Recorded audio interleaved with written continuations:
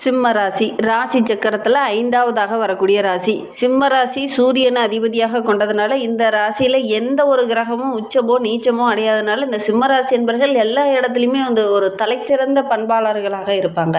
இவங்களுடைய பேச்சு பார்த்திங்கன்னா மற்றவங்களுடைய வாழ்க்கைக்கே ரொம்ப யூஸ்ஃபுல்லாக இருக்கும். அந்த மாதிரி தான் இவங்க பேசுவாங்க. ரொம்ப சுறுசுறுப்பாக இருப்பாங்க.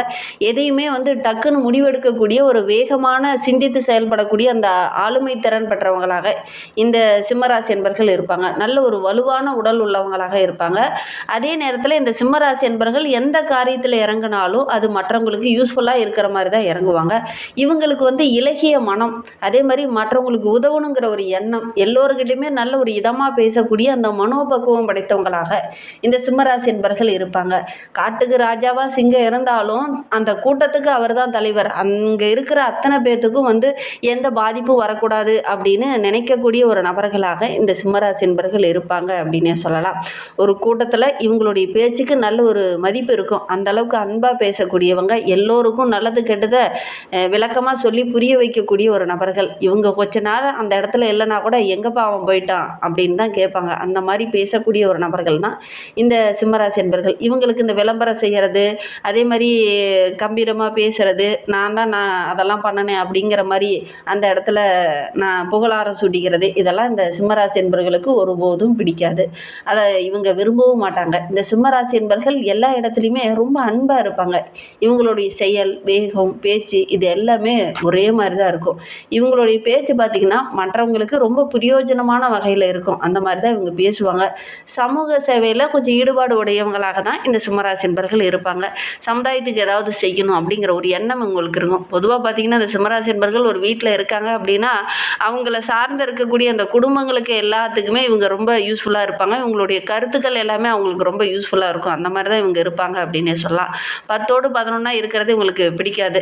இவங்களுடைய பேச்சு எப்படி இருக்குன்னா மற்றவங்களாம் இவங்களை பார்த்து வியந்து போகிற மாதிரி தான் இவங்களுடைய பேச்சு இருக்கும். அந்தளவுக்கு டேலண்டாக யோசிக்கக்கூடிய ஒரு நபர்கள். ஒரு பிரச்சனை ஒரு இடத்துல நடக்குது, அது என்ன பண்ணலாம் ஏது பண்ணலான்னு மற்றவங்களாம் முழிச்சுட்டு நிற்பாங்க. ஆனால் நம்மளுடைய சிம்மராசி என்பவர்கள் டக்குன்னு அந்த காரியத்தை உடனடியாக அதை செஞ்சு சிந்தித்து டக்குன்னு அந்த வேலையை செஞ்சு முடிப்பாங்க. அந்த அளவுக்கு பாசிட்டிவான மைண்ட் உடையவங்க தான் நம்மளுடைய சிம்மராசி என்பவர்கள் அப்படின்னு சொல்லலாம். அதே மாதிரி மற்றவங்களை பார்த்த உடனே இவங்க இப்படி தான் இருப்பாங்க அப்படின்னு சாமர்த்தியமாக புத்திசாலித்தனமாக அவங்க இப்படி தான் இருப்பாங்க அப்படிங்கிற மாதிரி கெஸ் பண்ணக்கூடியவங்களும் நம்மளுடைய சிம்மராசி என்பவர்கள் தான் அப்படின்னு சொல்லலாம். வாழ்க்கையில் எதை செய்தாலும் அதை சிறப்பாக செய்யணும், உயர்வாக செய்யணும் அப்படிங்கிற ஒரு இயற்கையான குணம் படைத்தவங்க தான் நம்மளுடைய சிம்மராசி என்பர்கள் அப்படின்னு சொல்லலாம். இந்த சாதனை செய்ய பெரும்பாலும் இவங்களுக்கு இறையருள் வந்து பக்கபலமாக இருக்கும். இவங்களே பார்த்திங்கன்னா அதிகமாக ஆன்மீகத்தில் அதீத ஈடுபாடு உடையவங்களாக தான் இந்த சிம்மராசி என்பர்கள் இருப்பாங்க.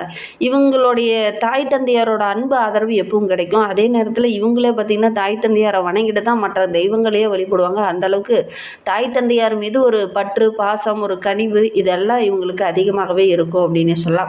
ஏன்னா இவங்களுக்கு இயற்கையாகவே இந்த சுபாவம் இருக்கும். இயற்கையாகவே பார்த்திங்கன்னா இந்த சிம்மராசி என்பவர்களுக்கு இரக்க குணம் அதிகம் இருக்கும் அப்படின்னு சொல்லலாம். எதா இருந்தாலும் அந்த வெள்ளந்தியாக பேசக்கூடியவங்க, எதா இருந்தாலும் இதயத்திலேருந்து பேசக்கூடியவங்க, இதயத்திலேருந்து அந்த அன்பை காட்டக்கூடியவங்க, தர்ம சிந்தனையும் இரக்க உணர்வும் அதிகம் உள்ள ஒரு ராசியில் இந்த சிம்மராசி அப்படின்னு சொல்லலாம். அதே மாதிரி இவங்கக்கிட்ட அந்த அதிகார தோரணையெல்லாம் எங்குமே செல்லுபடியாகாது. அன்பாக சொன்னீங்கன்னா எல்லா விஷயத்தையும் செய்வாங்க. அதிகாரமாக சொன்னீங்கன்னா எந்த விஷயத்தையுமே இந்த சிம்மராசி என்பவர்கள் செய்ய மாட்டாங்க அப்படின்னு சொல்லலாம். இவங்களை ஒரு லட்சியவாதிகள் அப்படின்னு கூட சொல்லலாம். இவங்களுக்கு வருகின்ற 7 நாட்களில் ஒரு சில மாற்றங்கள் நிகழப்போகுது. அது குடும்ப ரீதியாவா, வியாபார ரீதியாவா, தொழில் ரீதியாவா, எந்த ரீதியாக அந்த மாற்றங்கள் நிகழப்போகுது, குறிப்பாக நிதி ரீதியாவா அப்படிங்கிறத விளக்கமாக சொல்லியிருக்கோம். நிச்சயமாக நல்ல ஒரு யூஸ்ஃபுல்லான வீடியோவை தான் இந்த வீடியோ உங்களுக்கு இருக்கும். அதனால் வீடியோவை கடைசி வரைக்கும் பாருங்கள். நீங்கள் இப்போ தான் ஃபஸ்ட் டைமாக நம்ம சேனலை பார்க்குறதா இருந்தால் நம்ம சேனலை சப்ஸ்கிரைப் பண்ணிவிட்டு கூடவே இருக்கிற பெல் ஐக்கானே கிளிக் பண்ணிக்கோங்க. அப்போ தான் நாங்கள் போடுற ஒவ்வொரு வீடியோவுமே உங்களுக்கு நோட்டிஃபிகேஷனாக வரும். நீங்கள் சிம்மராசி என்பராக இருந்தால் மறக்காமல் நம்மளுடைய சேனலுக்கு ஒரு லைக் கொடுத்துட்டு உங்களுடைய உறவுகள் வகையில், நண்பர்கள் வகையில் யாராவது சிம்மராசி என்பர்கள் இருக்காங்க அப்படின்னா மறக்காமல் இந்த வீடியோவை அவங்களுக்கும் ஷேர் பண்ணி விடுங்க. சிம்மராசியில் நீங்கள் எந்த நட்சத்திரத்தில் பிறந்தீங்க, உங்களுடைய இஷ்ட தெய்வ பெயர் என்ன, உங்களுடைய குலதெய்வ பெயர் என்ன அப்படிங்கிறத மறக்காமல் எங்களுடைய கமெண்ட் பாக்ஸில் தெரிவிங்க. உங்களுக்கு ஜோதிட ரீதியாக ஏதாவது சந்தேகம் இருக்குது, உங்களுடைய ஜனன ஜாதகத்தை ஏதாவது பார்க்கணும் அப்படின்னா டிஸ்கிரிப்ஷனில் ஜோதிடரோட வாட்ஸ்அப் நம்பர் கொடுக்கப்பட்டிருக்கு. அந்த நம்பருக்கு கால் பண்ணி முன்பதிவு செஞ்சுக்கோங்க. உங்களுடைய சந்தேகங்களுக்கு நல்ல ஒரு தீர்வு கிடைக்கும். இந்த சிம்ம ராசியில் மகம், பூரம், உத்திரம், ஒன்றாம் பாதம்லாம் இந்த சிம்ம ராசியில் அடங்கும். இவங்களுக்கு வருகின்ற நாட்களுடைய கிரக அமைப்புகள் எப்படி இருக்குது அப்படின்னு பார்த்துட்டு இவங்க எந்த விஷயத்தில் கவனமாக இருக்கணும் அப்படிங்கிறதையும் பார்க்கலாம். வருகின்ற நாட்களுடைய கிரக அமைப்புன்னு பார்த்துக்கிட்டிங்கன்னா, ராசியில் சிம்ம ராசிக்கு கேது பகவான் கடந்த ஓராண்டுகளாக இருந்து நிறைய இன்னல்களை கொடுத்துட்டு இருக்கிறார். சுகஸ்தானத்தில் சந்திரன், கலஸ்திரஸ்தானத்தில் ராகு பகவான், அஷ்டமஸ்தானத்தில் சனி பகவான், பாக்கியஸ்தானத்தில் செவ்வாய், தொழில் ஸ்தானத்தில் சூரியன், லாபஸ்தானத்தில் புதனும் சுக்கிரனும், ஐனசைன போகஸ்தானத்தில் குரு பகவான். இந்த மாதிரி கிரக அமைப்புகள் நம்மளுடைய சிம்மராசி என்பவர்களுக்கு வருகின்ற நாட்களில் இருக்குது. அதனால் என்னென்ன நற்பலன்கள் உங்களுக்கு கிடைக்கும் அப்படின்னு பார்த்தீங்கன்னா, சின்ன சின்ன விஷயத்துக்கு கூட இந்த காலகட்டத்தில் கோபம் வரலாம். ஏன்னா ராசியில் கேது இருக்கிறார். அதனால் சின்ன சின்ன விஷயத்துக்கு கூட கோபம் வரும். நிதானமாக செயல்படுங்க. நிறைய நன்மைகள் உங்களுக்காக காத்துட்ருக்கு. பணம் வரது ஓரளவுக்கு சிறப்பாக இருக்குது. வேற்றுமொழி பேசுகிற நபர்களால் ஒரு சில நன்மைகள் உங்களுக்கு கிடைக்க போது, ஒரு சில தொழிலே கூட நல்ல லாபம் கிடைக்கக்கூடிய யோகம் இருக்குது. இந்த காலகட்டத்தில் இந்த சிம்மராசி என்பர்கள் கொஞ்சம் கவனமாக இருக்கணும். அப்படின்னா ரொம்ப புத்திசாலித்தனமாக செயல்பட்டிங்கனாவே எல்லா விஷயமும் உங்களுக்கு சக்ஸஸாக அமையும். வேகத்தை விட விவேகம் இந்த காலகட்டத்தில் ரொம்ப முக்கியம். இந்த விவேகம் இருந்துச்சுன்னா ஓரளவுக்கு எல்லாத்தையுமே சமாளிக்கக்கூடிய ஒரு யோகமுள்ள நபராக இந்த சிம்மராசி என்பர்கள் இந்த காலகட்டத்தில் வள வருவீங்க. வீண் அலைச்சல், தேவையில்லாத பிரச்சனை இதெல்லாம் இருந்து உங்களால் தப்பிச்சிக்க முடியும். கொஞ்சம் புத்திசாலித்தனமாக செயல்படுங்க. நினைத்ததை சாதிக்கணுங்கிற ஒரு வேகம் இந்த காலகட்டத்தில் உங்களுக்கு இருக்கும்.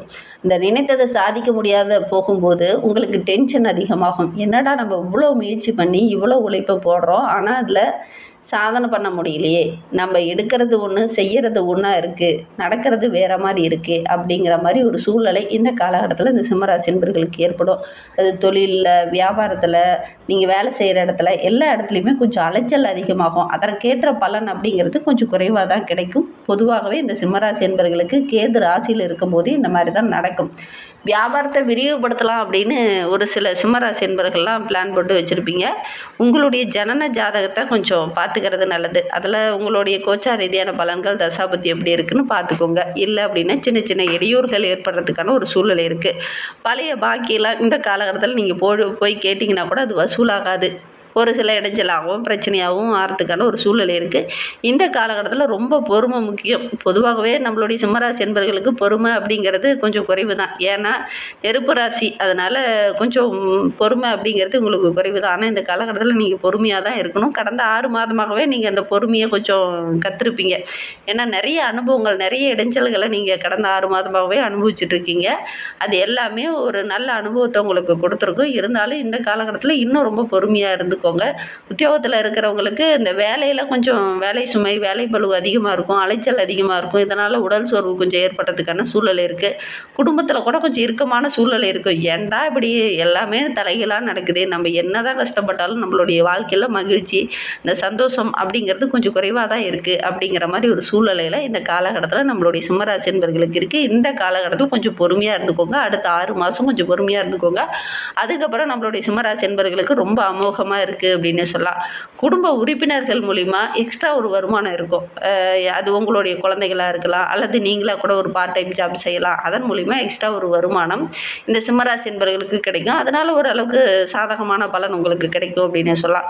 ஒரு சிலருக்கெல்லாம் வாக்கு கொடுத்துட்டு அந்த சொன்ன எப்படா காப்பாற்றுறது அப்படிங்கிறதுக்காக போராடிட்டு இருந்திருப்பீங்க இந்த சிம்மராசி என்பர்கள். இந்த காலகட்டத்தில் அந்த சொல்ல காப்பாற்றுறதுக்கு நல்ல நல்ல வழிகள்லாம் உங்களுடைய கண்ணில் தென்படும். அதனால் ஓரளவுக்கு சாதகமான பலன் இந்த காலகட்டத்தில் இந்த சிம்மராசி என்பர்களுக்கு கிடைக்கும் அப்படின்னு சொல்லலாம்.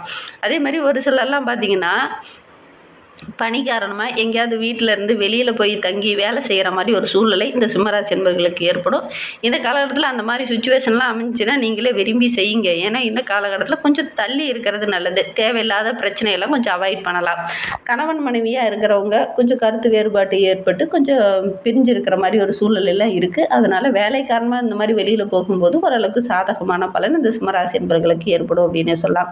வீட்டுக்கு தேவையான ஆடம்பர பொருளெல்லாம் வாங்கிறதுக்கான சூழ்நிலை இருக்குது. விருந்தினர்கள் வருகையும் வீட்டுக்கு இருக்கிறதுனால கொஞ்சம் செலவுகள் அதிகமாகிறதுக்கான ஒரு சூழ்நிலை இருக்குது. இந்த காலகட்டத்தில் கொஞ்சம் திட்டமிட்டு செலவு செய்யுங்க. ஆடம்பர பொருள்கள் வாங்கும்போது கூட கொஞ்சம் எக்ஸ்ட்ரா விலை போட்டு வாங்குற மாதிரி ஒரு சூழ்நிலை ஏற்படும். அதனால் செலவுகளை கொஞ்சம் திட்டமிட்டு செலவு செய்கிறது இந்த சிம்மராசி என்பவர்களுக்கு ரொம்ப நல்லது. குறிப்பாக பெண்களாக இருக்கக்கூடிய சிம்மராசி என்பவர்களுக்கு திடீர்னு கோபம் வரும். எதுக்கு கோவப்படுறீங்க, ஏன் கோவப்படுறீங்கன்னே தெரியாமல் திடீர்னு நிதானத்தை இழந்துட்டு கத்துவீங்க. அது பார்த்திங்கன்னா மற்றவங்க மத்தியில் டென்ஷன் ஏற்படுத்துகிற மாதிரி இருக்கும். அதனால் இந்த காலகட்டத்தை பொறுத்த வரைக்கும் கொஞ்சம் பேச்சில் நிதானமாக இருங்க. எதையுமே ஒரு முறைக்கு பல முறை யோசித்து அதுக்கப்புறம் பேசுங்க. நல்ல ஒரு நிம்மதியான சூழ்நிலை இருக்கும் அப்படின்னு சொல்லலாம். வெளியில் பயணம் போவீங்க. அந்த பயணங்கள் எல்லாமே ஓரளவுக்கு மகிழ்ச்சியாக இருக்கும் அப்படின்னு சொல்லலாம். பேசும்போது மட்டும் கொஞ்சம் கவனமாக பேசுங்க. கலைத்துறையை சார்ந்த நண்பர்களுக்கு இந்த காலகட்டம் ரொம்ப சிறப்பாக இருக்குது அப்படின்னு சொல்லலாம். அதே மாதிரி அரசியல் துறையில் இருக்கிறவங்களுக்கு ஓரளவுக்கு சாதகமான பலன் இந்த காலகட்டத்தில் கிடைக்கும். மாணவர்களை பொறுத்தவரைக்கும் உங்களுடைய திறமைக்கு இந்த காலகட்டத்தில் நல்ல ஒரு முன்னேற்றத்தை எதிர்பார்க்கலாம். கூடுதலாக மதிப்பெண் பெறத்துக்கான ஒரு யோகம் இருக்குது அப்படின்னே சொல்லலாம். இந்த காலகட்டத்தில் கொஞ்சம் எக்ஸ்ட்ரா டைம் ஸ்பெண்ட் பண்ணி படிங்க. ஏன்னா ராசியில் கேது இருக்கிறதுனால மறதி போன்ற பிரச்சனைகள், மனக்குழப்பங்கள், அதே மாதிரி ஒரு கவனச்சிதறல் போன்ற பிரச்சனை எல்லாம் உங்களுக்கு ஏற்படும். இந்த காலகட்டத்தில் கொஞ்சம் எக்ஸ்ட்ரா டைம் ஸ்பெண்ட் பண்ணி படிச்சிங்கன்னா ஓரளவுக்கு சாதகமான பலனை எதிர்பார்க்கலாம். சிம்ம ராசியில் மகம் நட்சத்திரத்தில் பிறந்தவங்களுக்கு வருகின்ற நாட்கள் அப்படிங்கிறது ஓரளவுக்கு சிறப்பாக இருக்குது. பணவரத்து ஓரளவுக்கு சிறப்பாக இருக்குது. உங்களுடைய சேமிப்பு தான் கரையிற மாதிரி ஒரு சூழ்நிலை இருக்குது. கொஞ்சம் திட்டமிட்டு செலவு செய்கிறது நல்லது. நண்பர்கிட்ட ஒரு சில பிரச்சனைகள் வரும். ஒரு சில பிணக்கு அல்லது மன கஷ்டம் தர மாதிரி ஏதாவது ஒரு பிரச்சனை வரலாம். கொஞ்சம் கவனமாக இருந்துக்கிறது நல்லது. சுபகாரியங்களில் இந்த காலகட்டத்தில் கொஞ்சம் தடைபடுற மாதிரி ஒரு சூழ்நிலை இருக்குது. இருந்தாலும் நீங்கள் கொஞ்சம் முயற்சி பண்ணீங்க அப்படின்னா ஓரளவுக்கு சாதகமான பலன் கிடைக்கும். எல்லா இடத்துலையுமே கொஞ்சம் பொறுமையாக இருங்க. அவசரம் காட்ட வேண்டாம். பூரம் நட்சத்திரத்தில் பிறந்தவங்களுக்கு இந்த காலகட்டம் அப்படிங்கிறது ஆடை ஆபரணங்கள் வாங்கக்கூடிய யோகமான கிரக அமைப்பு. பெற்றோர் வகையில் ஏதாவது மருத்துவ செலவு வர்றதுக்கான சூழ்நிலை இருக்குது. ஒரு சிலர்லாம் வீடு வாங்கிறதுக்கான யோகம் இருக்குது. அந்த வீடு வாங்குறதன் மூலிமா உங்களுடைய நீண்ட நாள் ஆசை, இலட்சியம் இதெல்லாம் நிறைவேறும். தொழில் செஞ்சிட்டு இருக்கக்கூடிய பூரம் நட்சத்திரக்காரர்களுக்கு நல்ல லாபம் கிடைக்கும். வியாபாரத்தில் ஒரு புதிய கிளையை ஆரம்பிப்பீங்க. அதற்கான திட்டம்லாம் இந்த காலகட்டத்தில் போடுவீங்க. ஓரளவுக்கு சாதகமான பலன் கிடைக்கும் அப்படின்னே சொல்லலாம். உத்திரம் 1ஆம் பாதத்தில் பிறந்தவங்களுக்கு இந்த இழந்த செல்வாக்கை மீண்டும் பெறத்துக்கான அமைப்பு இருக்குது. உடல் ஆரோக்கியத்தில் மட்டும் கொஞ்சம் கவனமாக இருந்துக்கோங்க. ஏன்னா கடந்த 6 மாதமாக இருந்ததை விட இந்த காலகட்டத்தில் ஓரளவுக்கு சிறப்பாக இருக்குது. இருந்தாலும் இன்னும் ஆரோக்கிய விஷயத்தில் கொஞ்சம் கவனமாக இருங்க. வேலை பளு காரணமாக கரெக்டான நேரத்தில் உணவு உண்ண முடியாத சூழ்நிலையில் ஏற்படும். கொஞ்சம் கவனமாக இருந்துக்கிறது நல்லது. இன்னும் வாழ்க்கை ரொம்ப சிறப்பாக இருக்குது. ஞாயிற்றுக்கிழமையில் சிவபெருமானை வழிபட்டுட்டு வாங்க. சிவபெருமானுக்கு செம்பருத்தி அல்லது அரளி மலர்களால் அர்ச்சனை செய்து வழிபட்டுடுவாங்க. சூரியனை அர்ச்சனை செஞ்சு வழிபட்டுடுவாங்க. கண்டிப்பாக இதெல்லாம் உங்களுடைய வெற்றிக்கு வழிவகுக்கும். நம்பிக்கையோடு இதை செஞ்சு பாருங்கள். இந்த வீடியோவை முழுமையாக பார்த்ததற்கு மிகவும் நன்றி. தேங்க்யூ.